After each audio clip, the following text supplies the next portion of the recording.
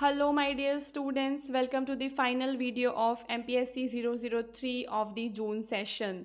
इस वीडियो के अंदर हम जो भी इम्पोर्टेंट क्वेश्चंस हैं उनके आंसर्स को बायलिंगुअली डिस्कस करने वाले हैं. सो गाइज आप मेरी स्क्रीन पे पहला क्वेश्चन देख सकते हैं जो कि आपका पॉलिटिकल एथिक्स से रिलेटेड है, जिसमें आपको बताना है कि एरिस्टोटल के पॉलिटिकल थॉट में जो पॉलिटिकल एथिक्स होते हैं वो कितने महत्वपूर्ण हैं. उससे पहले मैं आपको एक चीज़ बताना चाहती हूँ कि MPSC 003 का एग्ज़ाम तो अब आपका आज हो जाएगा, लेकिन अभी आगे आपकी और भी एग्ज़ाम्स हैं. तो उन सभी एग्ज़ाम्स के लिए अगर आपको अपना गेस्ट पेपर परचेज़ करना है या फिर आपको यूनिट वाइज नोट्स को परचेज़ करना है, गेस्ट पेपर में बेसिकली आपको जो इम्पॉर्टेंट क्वेश्चंस विद आंसर्स मिलते हैं एंड यूनिट वाइज नोट्स के अंदर आपको जितने भी चैप्टर्स हैं उन सब की समरी मिल जाती है. तो आप अपने आगे के आने वाले एग्ज़ाम्स के लिए उन्हें हमारे डिस्क्रिप्शन में दिए हुए व्हाट्सएप नंबर से परचेज़ कर सकते हैं. ठीक है, MA political science second year के जितने भी सब्जेक्ट्स हैं उन सभी का नोट्स हमारे पास आपको मिल जाएगा एकदम ईजी लैंग्वेज में. तो पहला क्या है कि अरस्तू के राजनीतिक चिंतन में राजनीतिक नैतिकता क्यों महत्वपूर्ण है. ठीक है, पॉलिटिकल एथिक्स की मतलब पॉलिटिक्स में ना एथिक्स होने चाहिए. तो वो कहते हैं कि जो पॉलिटिक्स जो राजनीति होती है और जो एथिक्स यानी कि जो नैतिकता होती है दोनों आपस में डीपली कनेक्टेड होते हैं. ठीक है, जो यहाँ पे बात वो कहते हैं कि जो पॉलिटिक्स है, पॉलिटिक्स का एम होना चाहिए हाईएस्ट गुड की तरफ. ठीक है, हाईएस्ट हैप्पीनेस के लिए. तो राजनीति का जो उद्देश्य है गाइस वो केवल सत्ता नहीं बल्कि क्या होना चाहिए, नागरिकों की भलाई. ठीक है, और उनके नैतिक विकास के लिए. ठीक है, नागरिकों की भलाई यानी कि the well being and the moral development of the citizens.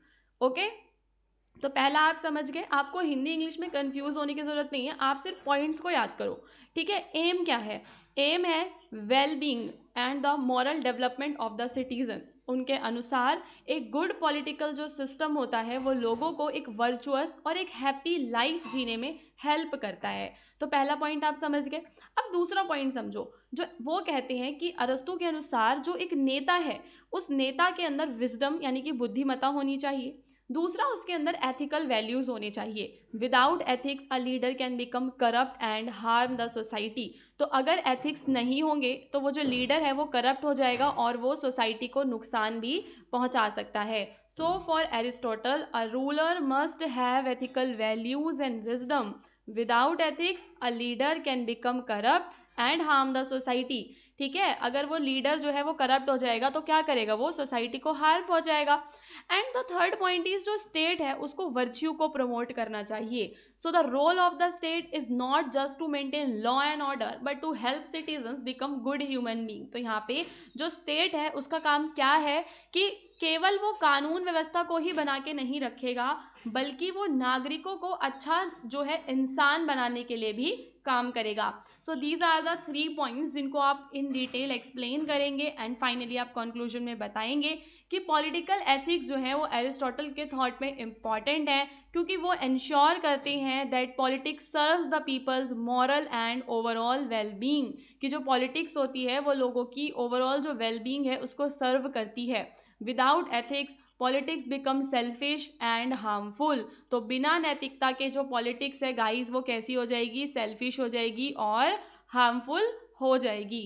ठीक है, दूसरा जो क्वेश्चन है इसमें आपको JS मिल के जो व्यूज़ हैं रिप्रेजेंटेटिव डेमोक्रेसी पे उनके बारे में बताना है. तो JS मिल यानी कि John Stuart Mill, he was a 19th century British philosopher and a political thinker.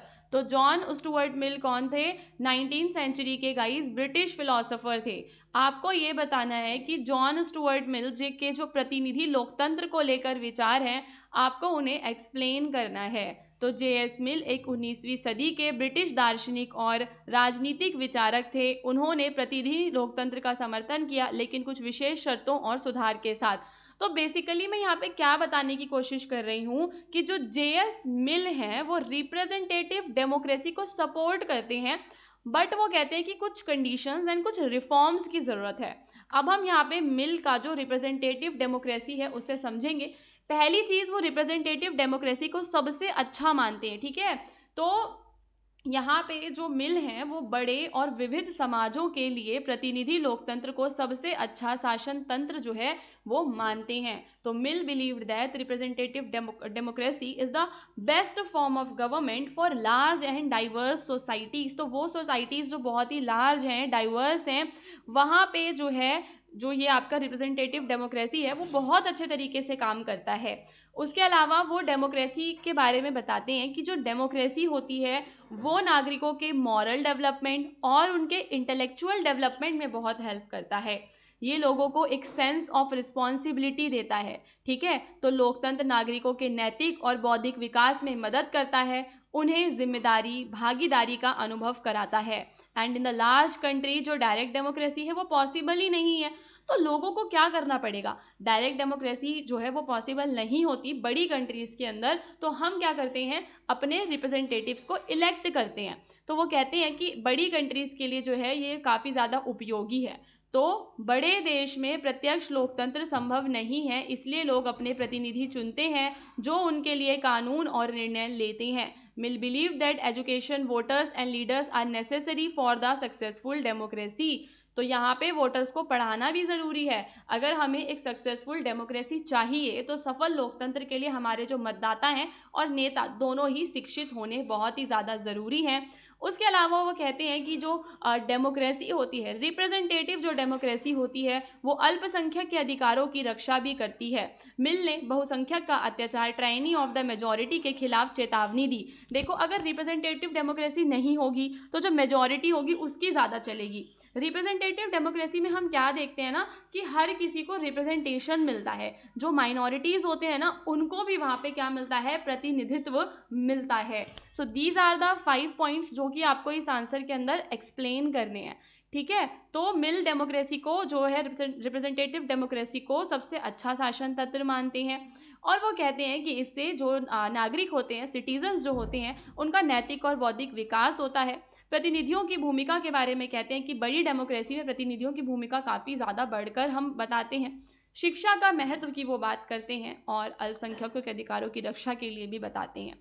उसके बाद आप निष्कर्ष में बताएंगे कि जे.एस. मिल ने प्रतिनिधि लोकतंत्र को व्यक्तिगत स्वतंत्रता, सामाजिक प्रगति और नैतिक विकास का माध्यम माना है। ठीक है, so for mill democracy is a tool. क्या है डेमोक्रेसी गाइस? एक टूल है। टूल यानी कि जो लोगों को इंडिविजुअल फ्रीडम दिलाता है। इंडिविजुअल फ्रीडम यानी कि व्यक्तिगत स्वतंत्रता, सोशल प्रोग्रेस यानी कि सामाजिक प्रगति दिलाता है और उन लोगों का क्या करता है, मॉरल डेवलपमेंट करता है यानी कि नैतिक विकास भी करता है। उसके अलावा वो एजुकेशन की बात करते हैं, माइनॉरिटीज़ के प्रोटेक्शन की बात करते हैं और रिस्पॉन्सिबल पार्टिसिपेशन की भी वो बात करते हैं। देन हमारा जो नेक्स्ट है वो है यूटिलिटेरियन प्रिंसिपल। जेरेमी बेंथम का जो यूटिलिटेरियन का सिद्धांत है ये काफ़ी ज़्यादा इंपॉर्टेंट है। तो Jeremy Bentham he was a British philosopher and social reformer. कौन थे ये? तो ब्रिटिश फिलोसोफर थे और कौन थे गाइस? सोशल रिफॉर्मर्स थे। ठीक है, सोशल रिफॉर्मर यानी कि आप याद कर लीजिए इसको कि जेरेमी बेंथम एक प्रसिद्ध ब्रिटिश दार्शनिक और कौन थे? समाज सुधारक थे। उन्हें पारंपरिक उपयोगितावाद का जनक माना जाता है। उनका मुख्य सिद्धांत था अधिकांश लोगों की अधिकतम खुशी। तो बस यही वही है, the greatest happiness of the greatest number of the people should be the guiding principles of all actions. यानी कि मैं जो भी एक्शन ले रही हूँ, ठीक है, मैं जो भी काम कर रही हूँ, उसके पीछे जो मेरा प्रिंसिपल है, मेरा जो उसके पीछे का रीज़न मेन क्या होना चाहिए कि मैं अधिकांश लोगों की अधिकतम खुशी प्रोवाइड उन्हें कर पाऊँ। यानी कि अगर मैं अपने देश में कोई कानून बना रही हूँ तो वो कानून ऐसा होना चाहिए कि वो ग्रेटेस्ट नंबर ऑफ पीपल को ग्रेटेस्ट हैप्पीनेस दे। अब हम यहाँ पे बेंथम के यूटिलिटेरियनिज्म के मेन प्रिंसिपल्स को समझेंगे। तो पहला जो उनका सिद्धांत है वो है गाइस उपयोगिता का सिद्धांत। तो वो कहते हैं कि केवल वो ही कार्य सही है जो काम सबसे ज़्यादा लोगों को प्लेजर पहुंचाए और सबसे कम उन्हें दुख पहुंचाए। ठीक है, समझ में आ रहा है? तो Bentham believe that the right action is the one that brings the most pleasure and the least pain. सबसे कम पेन वो लेकर आता है to the maximum number of people. He said that human behaviour is guided by pleasure and pain. तो वो क्या कहते हैं कि जो ह्यूमंस का बिहेवियर होता है ना वो पेन, आनंद और पीड़ा दोनों के साथ चलता है ना। उसके अलावा वो सुख गणना की बात करते हैं। तो Bentham believe that hedonic calculus to measure pleasure and pain. He suggested factor intensity, duration, certainty, ये कुछ फैक्टर्स उन्होंने बताए हैं। ठीक है, ये जो फैक्टर्स हैं ये क्या काम करेंगे कि सुख और दुख को मापने के लिए एक तरीके का कैलकुलस गणना जो है ये पद्धति उन्होंने दी है। इसमें कई सारे तत्वों पर क्या किया जाता है, विचार किया जाता है। उसके बाद उन्होंने सार्वभौमिकता यानी कि यूनिवर्सलिज्म, तो उपयोगितावाद सभी व्यक्तियों के लिए समान रूप से लागू होता है, इसमें किसी के साथ विशेष व्यवहार नहीं किया जाता। Utilitarianism applies to all individuals equally, there is no special treatment for any one person. इसके बाद जो बेंथम है वो अपनी इस थ्योरी को यूज़ करते हैं ये बताने के लिए कि हमें रिफॉर्म्स लेकर आने चाहिए। हमें क्या करने चाहिए, रिफॉर्म्स लेकर आने चाहिए, सुधार लेकर हमें करने चाहिए लॉज में, प्रिजन में, एजुकेशन में, पॉलिटिक्स में। And he believe that politics should be made based on their utility to the society. जो पॉलिटिक्स है वो ऐसी होनी चाहिए जिसमें समाज को सबसे ज़्यादा लाभ हो। ठीक है, लाभ की वो बात कर रहे हैं। बेसिकली आपको इसके बारे में ये सारी चीज़ें बतानी पड़ेंगी इस आंसर में कि कैसे वो उन्होंने उपयोगिता का सिद्धांत दिया है। ठीक है, फिर वो प्लेजर और पेन की बात कर रहे हैं, उसको पूरा आपको एक्सप्लेन करना होगा, इन डिटेल आप बताएंगे इन आंसर्स को। फिर जो बेंथम है उन्होंने अपनी थ्योरी को लॉज एंड प्रिजन्स में रिफॉर्म्स के लिए यूज़ करा। अब इसका क्रिटिसिज्म, इस सिद्धांत की आलोचना की जाती है क्योंकि ये केवल क्वालिटी पे फोकस करता है, प्लेजर की क्वांटिटी पे नहीं करता। ये कभी कभी इमोरल जो एक्ट्स होते हैं, अगर कोई इमोरल एक्ट मुझे हैप्पीनेस दे रहा है तो क्या वो मेरा सही हो जाएगा, तो कभी कभी ये उन एक्ट्स को जस्टिफाई करता है। और इट इज़ डिफ़िकल्ट, अब मैं प्लेजर और पेन को कैसे कैलकुलेट करूँ, कैलकुलस तो दे दिया पर ये बहुत ही ज़्यादा, मतलब हम कह सकते हैं कि इसकी आलोचना इन सारे बेसिस पे की जाती है। तो इस सिद्धांत में आनंद की गुणवत्ता की अनदेखी की गई। ठीक है, किसकी, आनंद की गुणवत्ता की अनदेखी की गई। ठीक है, ये केवल मात्रा पर ध्यान देता है, क्वांटिटी पर ये ध्यान देता है। ठीक है, सॉरी मैंने पहले गलत बोल दिया था। तो ये क्वालिटी ऑफ द प्लेजर को इग्नोर करता है, केवल क्वांटिटी पे ये ध्यान देता है। और कभी कभी जो है ये नैतिक रूप से गलत कार्यों को भी क्या कर सकता है, सही ठहरा सकता है, यदि वे बहुसंख्यकों को सुख दें। साथ ही आनंद और पीड़ा को मापना आसान नहीं होता। तो आप कंक्लूजन में बताएंगे कि जेरेमी बेंथम का जो यूटिलिटेरियनिज्म है ये रिवॉल्यूशनरी आइडिया तो है, ठीक है, और ये पब्लिक हैप्पीनेस जो है इसका सेंट्रल एम है। तो जेरेमी बेंथम का उपयोगितावाद नैतिक और राजनीतिक दर्शन में एक क्रांतिकारी विचार था। इसने जन कल्याण को कानून और शासन का मुख्य उद्देश्य बनाया। कुछ सीमाओं के बावजूद उनके विचारों का आधुनिक लोकतंत्र और न्याय व्यवस्था पर गहरा प्रभाव पड़ता है। इसके बाद हमारा नेक्स्ट क्वेश्चन है जिसमें हमें एडमंड बर्ग के जो व्यूज़ हैं सिटीजनशिप और डेमोक्रेसी में उन्हें पूरा एनालाइज करना है। तो Edmund Burke he was a British political thinker and a philosopher. ठीक है, तो ये ब्रिटिश पॉलिटिकल थिंकर थे और कौन थे गाइज, ये फिलोसोफर थे। इन्हें father of the modern conservatism कहा जाता है और ये जो है सपोर्ट करते हैं कॉन्स्टिट्यूशनल मोनार्की को, कि मोनार्की होनी चाहिए, राजतंत्र होना चाहिए और एकदम से चेंजेस नहीं होने। जैसे कि फ्रेंच रेवोल्यूशन में क्या देखा गया कि फ्रेंच रेवोल्यूशन में ना बड़े बड़े चेंजेस हुए, तो ये उन चेंजेस को डिनाई करते हैं और ये पुराने समय की में वापस लौटने की बात करते हैं। तो एडमंड बर्ग जो है वो एक प्रसिद्ध ब्रिटिश राजनीतिक विचारक थे जिन्हें आधुनिक रूढ़िवाद का जनक भी माना जाता है। आज जो कंजर्वेटिज्म की आइडियोलॉजी को हम स्टडी करते हैं वो इन्हीं के आइडियाज़ पे बेस्ड है। तो यहाँ पे वो सिटीजनशिप के व्यूज़ को हम देखेंगे कि नागरिकता को लेकर उनके क्या विचार हैं।